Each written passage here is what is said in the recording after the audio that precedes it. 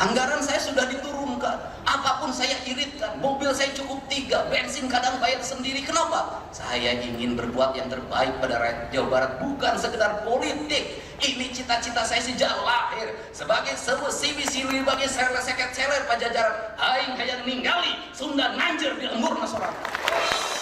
Saya tidak punya rasa takut apapun. Saya tidak berpikir ke depan jadi apa. Saya tidak berpikir apakah saya populer atau tidak. Saya tidak berpikir apakah saya punya elektoral atau tidak. Tidak penting bagi saya. Bahkan saya tidak berpikir tentang keselamatan nyawa saya. Saya hanya berpikir sebagai titah prajurit Siliwangi, saya ingin memperlihatkan di tanah Sunda ada pemimpin yang membela kepentingan rakyat. Yang dicita-citakan adalah mengembalikan kembali Tatar Sunda pada ajaran Siliwangi, bukan ajaran kemusyrikan. Mengembalikan kembali Tatar Sunda pada ajaran titah penciptaannya, bahwa dia adalah segenggam tanah yang tercipta saat Allah sedang tersenyum.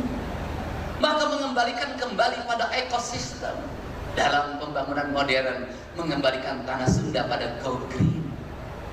Yang ada cuman beda, yang satu berdasarkan keyakinan, yang satu berdasarkan proyek.